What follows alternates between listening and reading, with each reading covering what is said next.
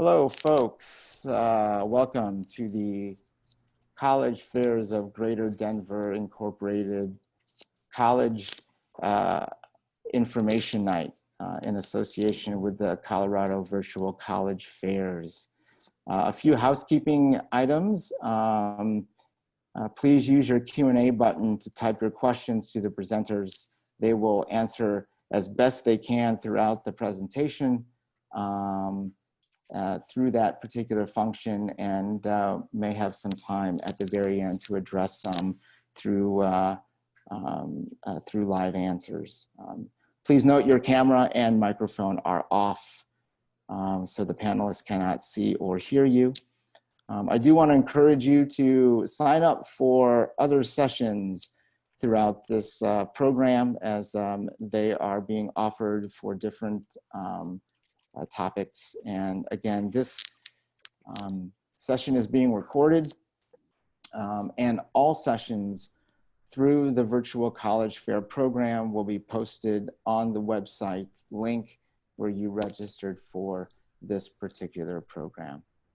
I want to introduce Captain Emsley from the United States Naval Academy, Major Withers from the United States Air Force Academy, retired Lieutenant Colonel Linda Rosenmerkel, Ensign Murphy from the United States Naval Academy, Mr. Johnson from West Point, and NC Varel from the Navy ROTC program. So I am going to stop sharing my screen now, and when I do, you will be off and going. Thank you for joining us tonight.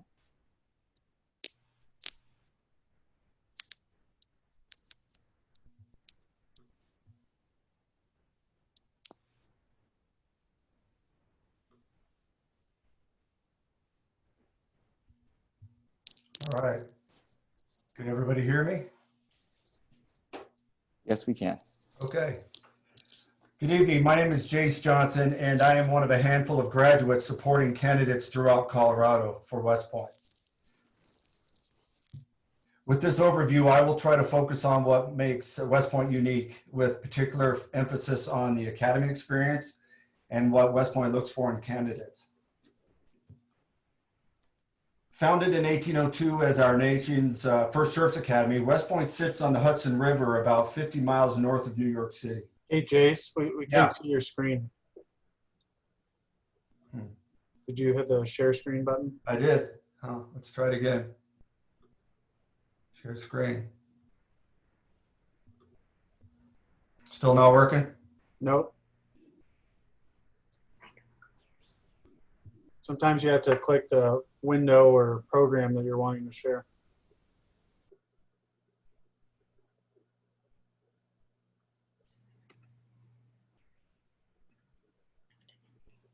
How about now?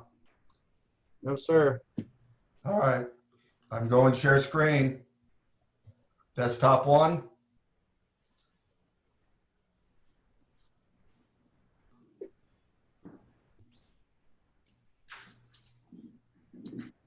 Try starting your video. Yeah, we don't see your video either. Maybe that's part of the problem. Unpinned video.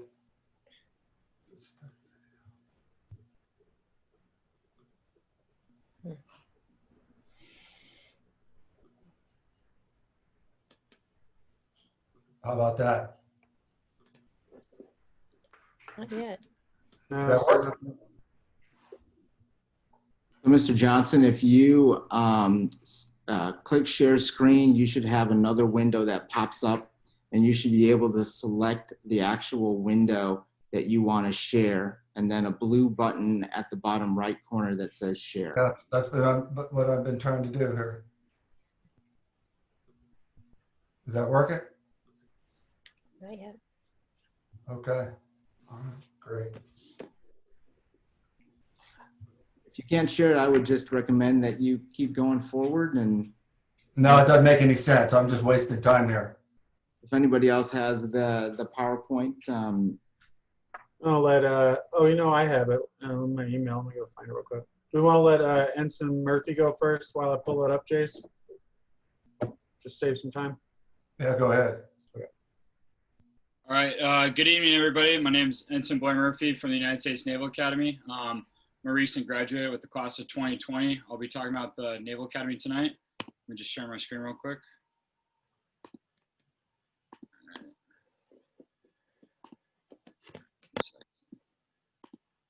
We got your screen, Ensign Murphy. Okay, sweet. All right. So like I said, I'm from the United States Naval Academy. So a little bit about us. So the student to faculty ratio at the United States Naval Academy is 8-to-1. In my opinion, it's probably one of the best things about the Naval Academy. Like the other service academies, you have a small student to faculty ratio, and you really feel that presence when you're on the yard for a student. And the teachers really go out of their way to make themselves available to you. And you really, if you really like that small classroom environment, then you're going to love it at the Naval Academy. The graduation rate is 90%. It's like the other service academies. It's a 4-year tuition cost of $0. You have a job after graduation, and we have 25 academic majors. So the yard, as called by midshipmen, faculty, staff, and people that live in Annapolis, it's located in Annapolis, Maryland, a great little college town right in the middle between Baltimore and Washington, D.C. You could pretty much never leave the yard because they have everything you need on the yard. They have a barber shop. They have a midshipman store, which is essentially the student store, with everything you need from candy to snacks to clothing to detergent, toothpaste, anything you need, it's there. And then we got the post office, medical, dental, midshipman development center for, you know, stuff that you might need, secondary stuff like mental health stuff, that's all provided there. And then we have 22 athletic facilities. So the brigade of midshipmen, it's pretty diverse. We have midshipmen from all over the country as well as outside of the country and territories. The women to men is 72 men to 28% women. It's increasing. I think it's actually close to 30 now.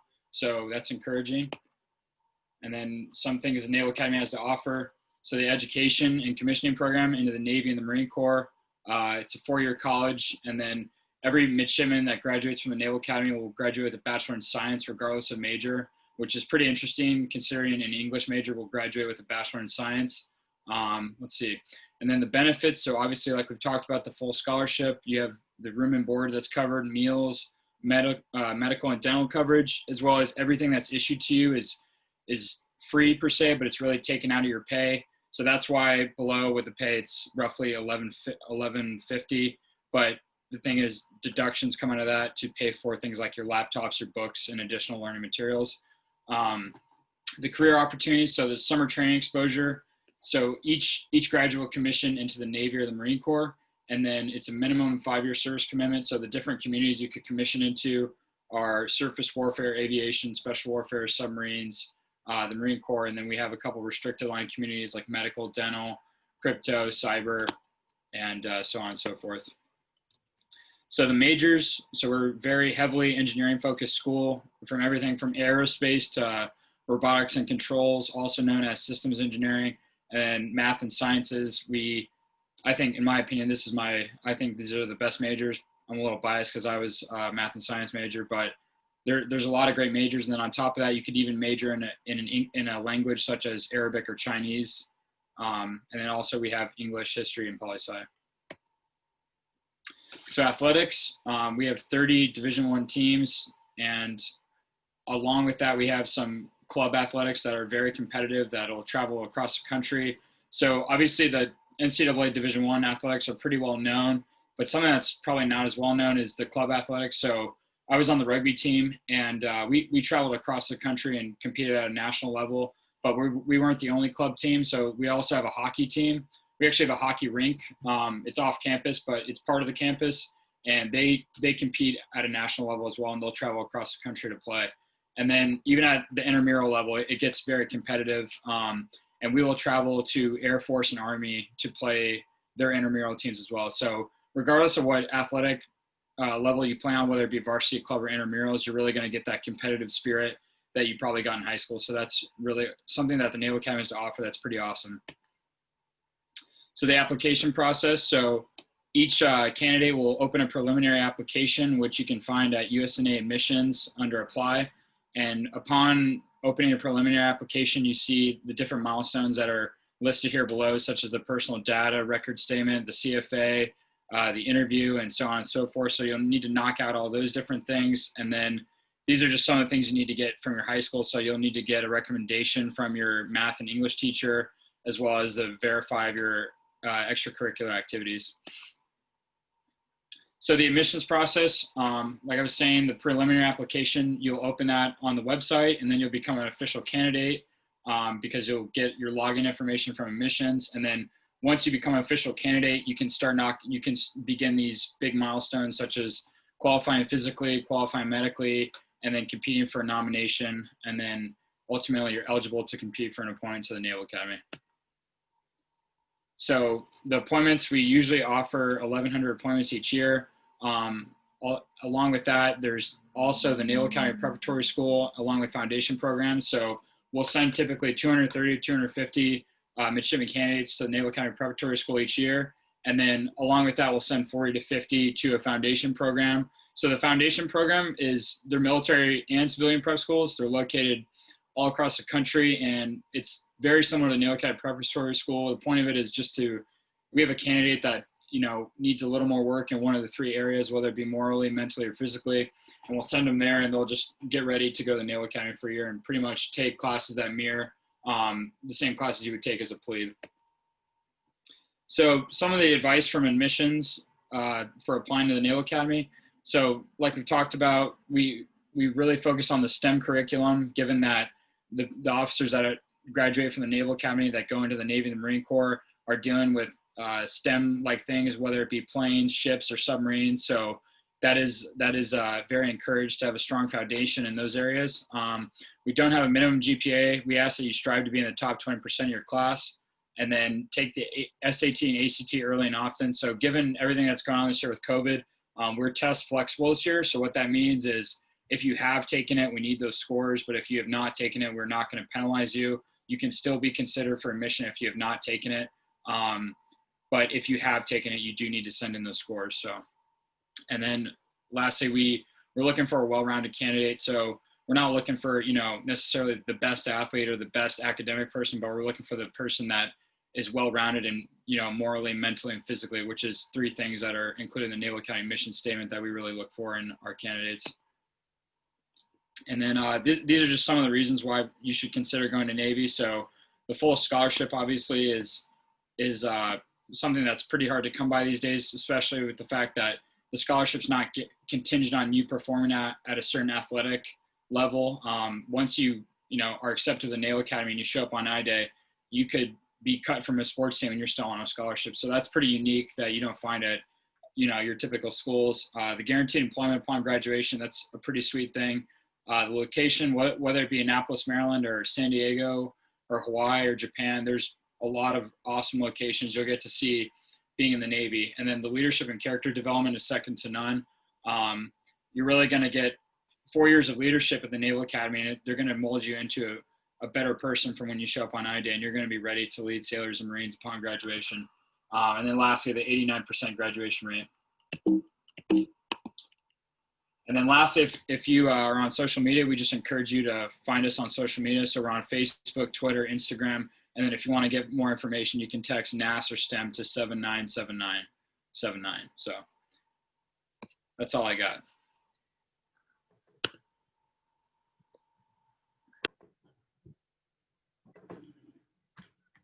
All This is right. Bill Withers from the Air Force Academy. I just want to remind all the attendees that are dialed in that you can use the Q&A function at the bottom of your screen to actively ask questions while this is going on. Just that way you guys can get your questions answered while the panelists are talking. I'm sorry for interrupting, Stephanie. Oh, no, you're fine. So I'm Navy Counselor First Class Stephanie Varnell. I work with the NTAG at Rocky Mountain here in Denver. And so I'm the NROTC coordinator. I help you with your application for our scholarship. So the NROTC scholarship is one of our commissioning programs that we offer to help young men and women become naval officers. The difference between it and the Naval Academy is you will be attending one of the top college or university around the country. It comes with full monetary full tuition, mandatory fees. You get a book stipend and a monthly stipend each year. And when you graduate, you will commission as an ensign in the United States Navy. So to be eligible, you've got to be a US citizen, at least 17, but no older than 23.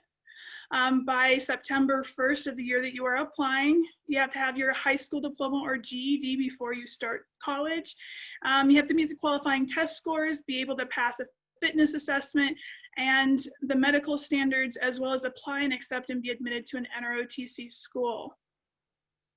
So our test scores, we still are currently requiring an ACT or SAT test. 21 math, 22 English for the ACT, but those two scores do have to also equal a 47. So if you got a 26 in math and a 22 in English, you would still be fine. For the SAT, that's a 540 and a 550 with a combined of 1150. So how to apply, you would go online, nrotc.navy.mil. That site still is working. You can Google NROTC. There is no congressional nomination for the scholarship. There's no class rank or GPA requirement either. And this is my contact information. You can go on there and get additional information, sign up for additional sessions. And that's all I've got.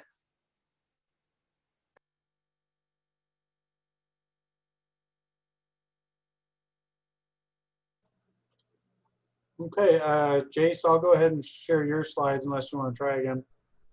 No, how about we just go to my second to the last slide, Second and I'll to just last. email it to the kids. Anybody that's interested, if you want to open it up, go ahead and try to share it. Go to my second to last. Everything's online. It'll show my contact details. Can you try that? Yeah, I just lost my screen. Oh, there it is. Got it, never mind. So. There we go.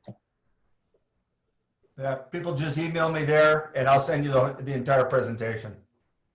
Sorry about that. JACERWJohnson@gmail.com.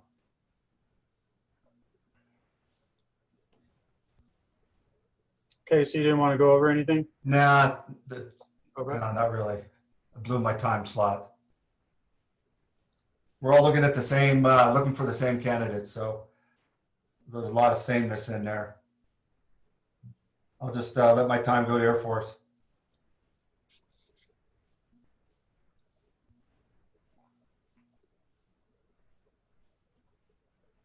All right, everybody. Well, I'm Major Joe Withers, United States Air Force Academy. I live up just north of Longmont, Colorado on the Front Range. I'm a 2005 Academy graduate, and I've been working for Air Force Academy missions since 2014.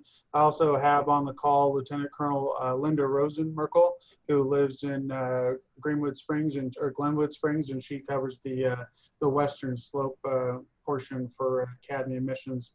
So a lot of you are obviously familiar with the United States Air Force Academy. It's located in Colorado Springs, just south of Denver here. So I'll go through these slides real quick.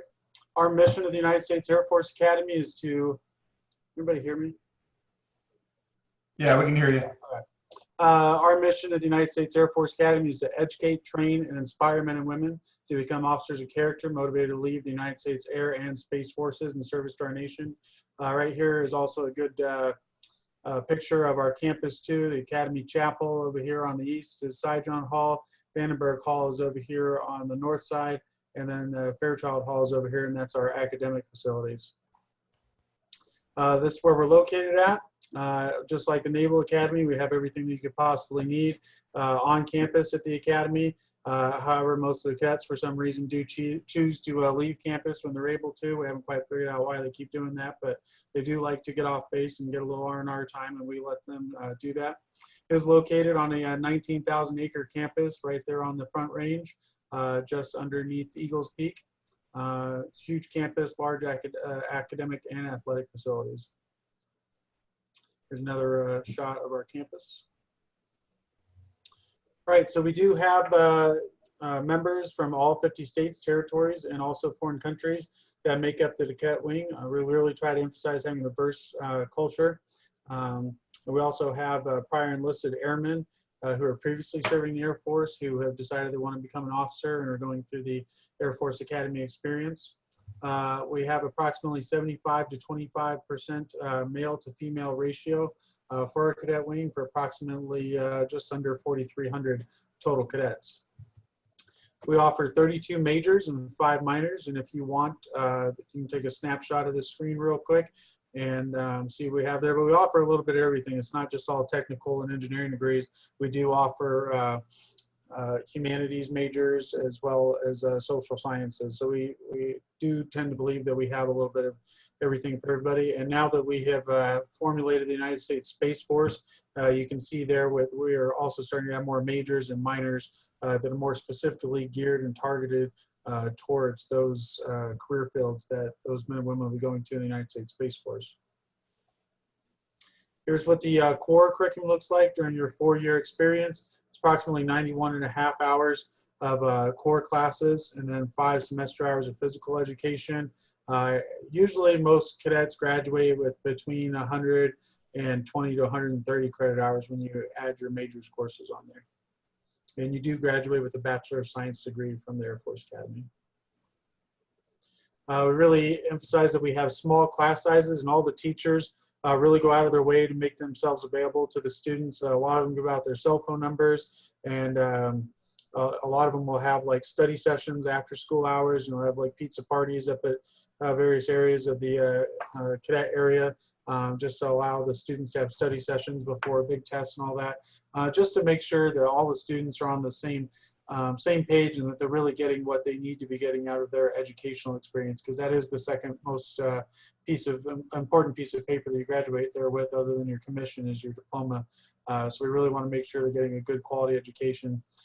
So having the faculty readily available to you, and as well as the fact that we don't have any TAs or anything like that. It's a full-time dedicated faculty. That is their full-time job. They're not working on theses or major projects or anything like that. Their full job is to teach, and they're there because they want to teach. So the only reason, excuse to not be getting the quality education that you should be getting the Air Force Academy is yourself. So it's definitely the resources and the assets are available to you there if you are willing to take advantage of them. This is what a typical cadet day looks like during the academic week. Start pretty early, and they're usually done early in the afternoon, but then there's time for intramurals and athletics in the afternoon before dinner and study period. We also like to emphasize that every cadet at the Air Force Academy is an athlete, just like the other service academies do have a lot of Division I sports, and you can see all those broken out there. However, if you're not actually participating in one of those athletic teams, we do have intramural sports, so every cadet will participate in both fall and spring intramurals, just to emphasize the total person concept. Physical fitness is an important aspect of being in the military and being fit to fight, and so we want every cadet to be an athlete, so we provide them with plenty of opportunities to do so. We also have club sports as well that go above and beyond our intramural programs. Speaking of clubs, we have about 50 cadet clubs, 50 cadet ran clubs at the Academy. So there's a little bit of something there for everybody. And a lot of these clubs have just been, developed over the years because there was enough cadets that had interest in it.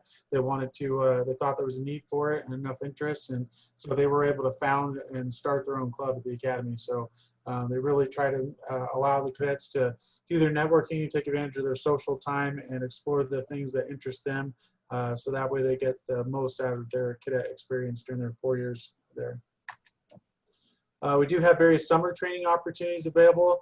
A lot of airmanship related activities between soaring and free fall jump. We also have a UAV program and an intro to flying program. We also send cadets to active duty Air Force bases across the United States to allow them to get some immersion and get some exposure to various career fields that will be available to them after they graduate. Of course, just like all the service academies, we offer a full scholarship. Everything is paid for, including tuition, room and board, and your medical and dental expenses. And cadets actually receive a monthly stipend to help them pay for their miscellaneous expenses that come up throughout the year. And hopefully they're putting some of that into savings so they have a little bit of money saved up after they graduate. After you graduate, you commission as the officer in the United States Air Force or the United States Space Force, and then you have a 5-year service commitment. After that, if you decide to go to pilot training, you'll incur another 5-year service commitment on top of that, so 10 years total. That starts after you complete pilot training. And the reason for that is, you're paying 5 years back to pay for your service academy time, and then another 5 years to pay for your flight training time, because jet fuel is expensive and we need pilots in the Air Force because that is our primary mission. But while all that's going on, you have a great job that hopefully you love, and you're getting paid well, and you're getting all your medical and dental benefits, that plus serving your country. So that 5 years, I can tell you, goes by pretty quickly, and most people end up staying in for a lot longer than that. We do have a bunch of a large array of career fields available. Over in the left-hand corner here is all of our rated career fields, between being a pilot, navigator, air battle manager, or a remote pilot operator. Most of our graduates, approximately about half of them, do go on to a rated career field. But as you can see, we do have a handful of other non-rated career fields as well, such as airfield operations, weather, chemistry, civil engineering, intelligence, linguistics, pretty much. And then of course we have the Space Force as well, which is newly being developed. So we have a lot of different opportunities available for everybody, depending on what you want to do. Here are the basic requirements for getting an appointment into a service academy. They're pretty similar to all the other service academies, so I won't focus on this slide too much. Here's the curriculum that we recommend that you take starting with your freshman year. And if you want to take a snapshot of this screen here, it's a good roadmap for what classes you should be taking during your 4 years of high school. Here's some rankings that the Air Force Academy has earned. These are all very recent as of the 2021 U.S. News and World Reports. Number 3, top public school. Number 28, best overall liberal arts school. And as you can see, we're very highly rated in our aeronautical and astronautical engineering programs, as well as undergraduate electrical and civil engineering programs. So not only are you getting a top quality free education, you're getting a leadership immersion experience for 4 years, and you're getting a very highly respected and rated educational opportunity while you're at the Air Force Academy.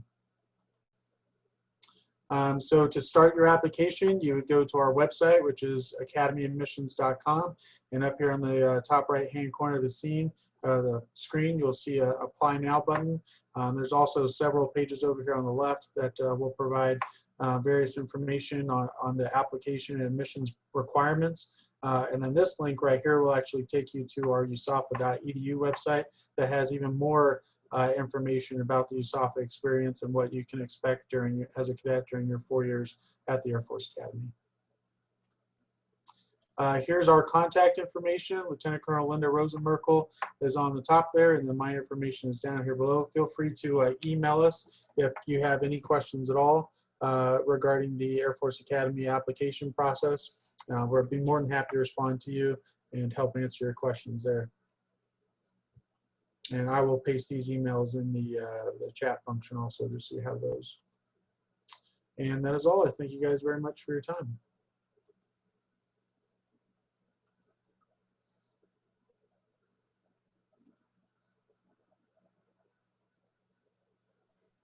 Okay, thank you everybody for presenting. Mr. Johnson, we actually have right at 15 minutes. If you would like to present your West Point presentation. I know that the Q&A is going on, and lots of questions have been answered already. So we've got this last 15 minutes, and if you would like to present, I can hand over the mic to you. Okay, let me try to load my presentation again. Yep, and I do think that I think one other presenter might have your slides, so he could drive the slides and you can talk. Okay, let's try that. Yep, we have 14 minutes. Who can pull that up for me? I think it was Major Withers. Yeah, give me a second. I just got to pull it up again. Oh, thanks, Joe. Appreciate it. Thanks for working together, guys. I really appreciate it.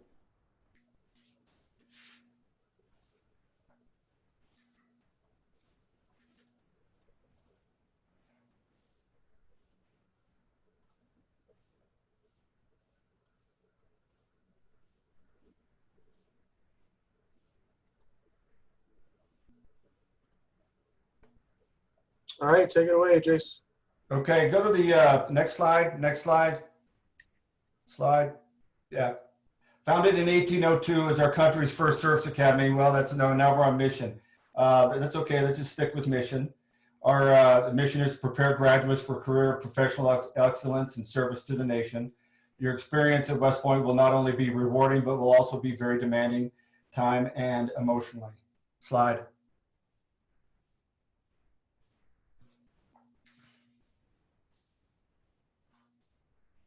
Slide. There we go. Like our sister academies, West Point has produced many famous graduates, reinforcing its legacy of leadership for over 200 years. This slide is a high-level overview of the 4 pillars of cadet development and offers a summary. Okay, looks like you're into the presentation. We just need you to just start from the beginning. Yeah, there we go. Okay. Sorry, I think it was taking a while to load it. Okay. So this is a good high-level overview of the 4 pillars of cadet development and offers a kind of a good summary of what West Point is. We consider ourselves the world's top leader development institution. We maintain stellar academic rankings and programs with 50% of graduates majoring in a humanities discipline and 50% selecting one of the several STEM majors. West Point is physically demanding.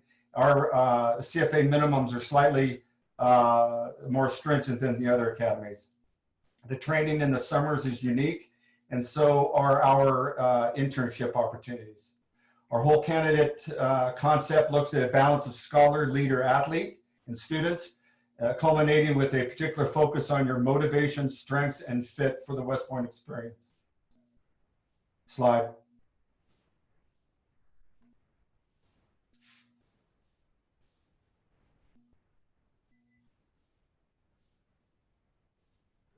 It's just taking a minute to think about it.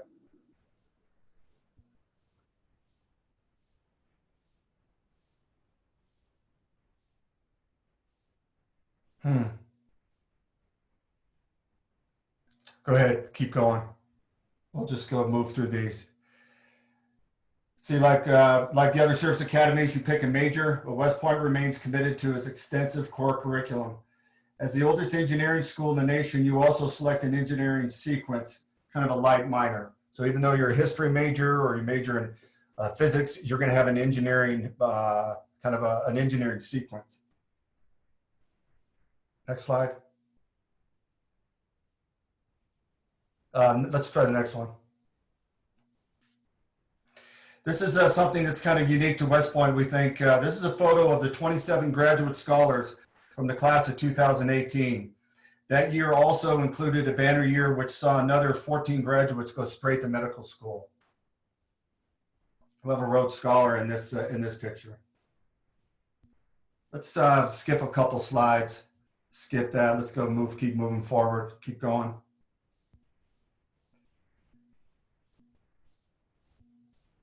Keep going. Let's look at this slide. We are not a Division I sports powerhouse, but we punch above our weight. We feel for a school our size. We excel in the things you would hope your nation's Army Academy to be good at: shooting, boxing, and many of the martial arts. Next slide.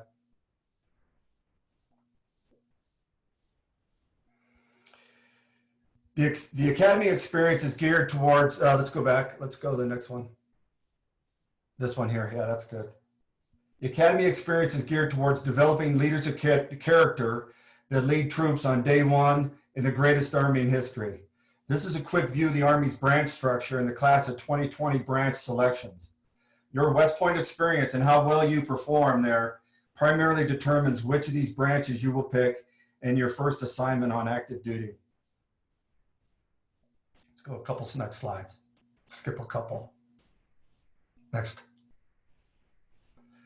So what does West Point look for? Our focus is on leadership potential in extracurricular, club, and community activities, just like the other service academies. We're all looking for the same kind of candidates. In addition to rocking test scores and strong college prep academic background with a smattering of AP and IB classes, we want to see leadership positions where you were selected by adult supervision or elected by your peers. That's kind of important to us. We also like to see quality positions, leadership positions and activities over quantity. So you don't have to go out and do 20 things. And then fitness. Of course, we want to see participation in some sort of organized athletics. Let's go to the medical slide. Try to cover something. Next one. This one here. So West Point wants you to be in good shape, of course. And this slide just as a reminder for all candidates to research the DOGMER resources online and make sure you understand what the major disqualifying conditions are. Waiver policy is eventually decided specifically at West Point as it happens at the other service academies. Be careful with the major disqualifying conditions related to head and neck injuries, orthopedic corrections, surgeries, food allergies, asthma, circulatory conditions, and vision that is not correctable to 20/20. Next slide. This kind of, it's a good overview, and it's kind of very similar to all the service academies. This is kind of our recruiting funnel and how competitive the process is.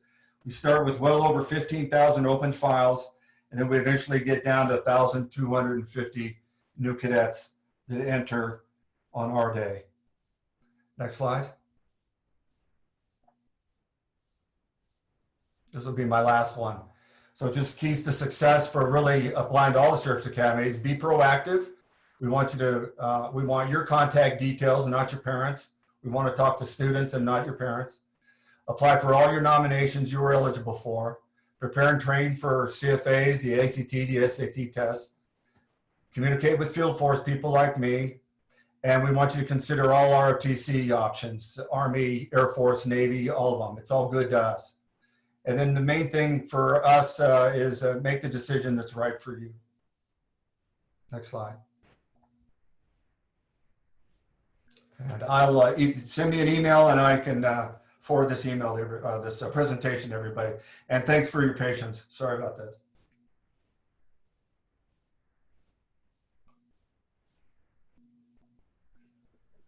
All right, so we just got a couple of minutes for Q&A, and there was some that I wanted to address real quick. This one from Parker Hamill: you want to know when you should contact your liaison officers. As soon as possible. It's never too early to reach out to your liaison officer, regardless of what service academy it is, just because the earlier you can get in touch with them, the earlier they can start mentoring you and giving you advice on how to get prepared to become more academically competitive for an appointment to the Air Force Academy. And that ties into Jameson Lockhart's question. Your question, Jameson, was how do you stand out as a cadet? All the service academies look for candidates that are well-rounded. So really good GPA scores. For the Air Force Academy, we look for 3.8 unweighted or higher, and SAT scores in the mid 600s to the 700s is what we consider competitive. Plus extracurricular activities which demonstrate leadership positions such as team captains, Eagle Scouts, being involved in either Civil Air Patrol or JROTC, all those kind of things that demonstrate leadership is what we look for to make sure that you're a well-rounded candidate. And then Angel Avila, she asked about if you have an associate's degree. All of the service academies do not accept transfer degrees or credits.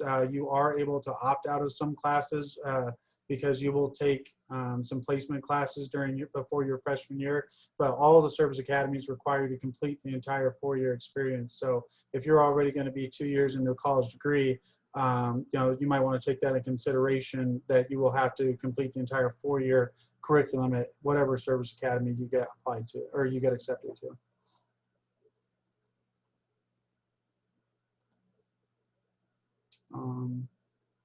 Do any other panelists want to answer some of these questions, or I think we got 4 minutes left? I could like to maybe address the asthma for West Point. If you're on an inhaler and you've been using an inhaler for within the last 4 years, you're probably not going to get a medical waiver. Yeah, and that's the same for the Air Force too. Asthma is pretty much a no. I think it's for all the service academies. Yeah, pretty much a no-go, but I don't want to be a no-go just because it's too much inherent risk for deployed environments. Yeah. So is a question. Generally, what I tell candidates, you basically for West Point, you have to pass an Army flight physical, with the exception of the vision, and be deployable.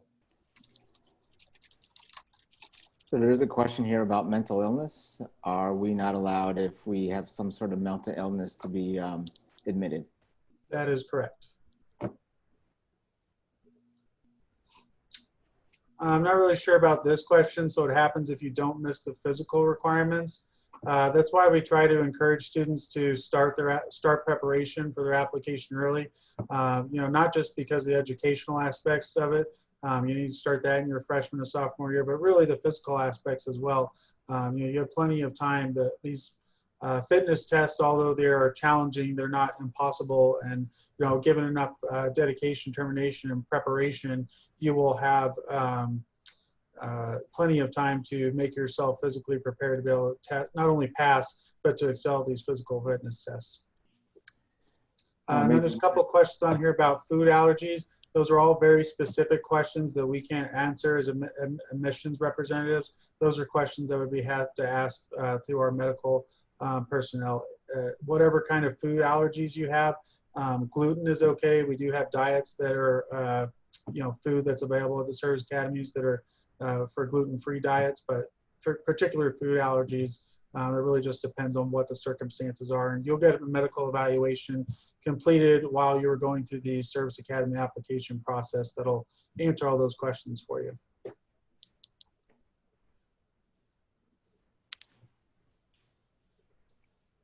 Okay, thank you. Does anybody have any other closing words, statements to say? We've got about 90 seconds.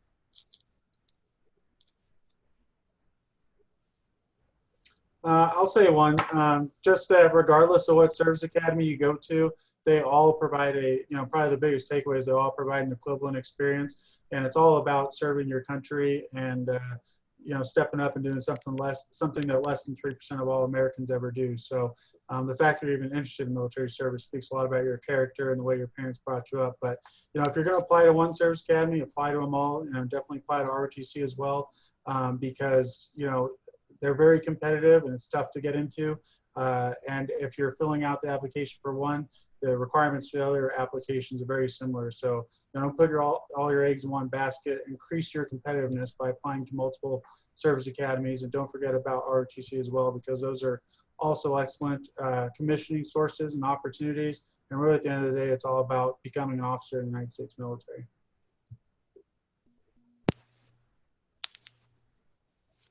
All right, thanks, Joe. And I wanted to comment too. We did not have the Air Force ROTC portion of our briefing. We didn't have a representative to do that, but please email Major Withers or myself and we can put you in contact. I saw a couple of questions on here we're not gonna be able to get to, but just send us questions via email and we'll get those answered for you. I will mention one thing. Bill Emsley, Captain Bill Emsley, graduate of the Naval Academy, Blue and Gold officer here in the Fort Collins area. We will get your contact information as participants in this presentation, and we will send copies of all the presentations, at least for the Navy, the ROTC and the Academy, and I'm sure the others will as well, once we get those presentations. And I think it'll take about a week to get that. Is that correct? Okay, thank you. Okay, folks, thanks so much for our presenters and their time this evening. It's super helpful to hear from all of you, and there were over probably 80, almost 90 folks here joining us, so hopefully they felt it beneficial as well. Thanks for joining us, panelists. Thank you, and have a great evening, and just be safe and be healthy out there. We really appreciate your time tonight. Thanks so much. Great, thank you. Thank you.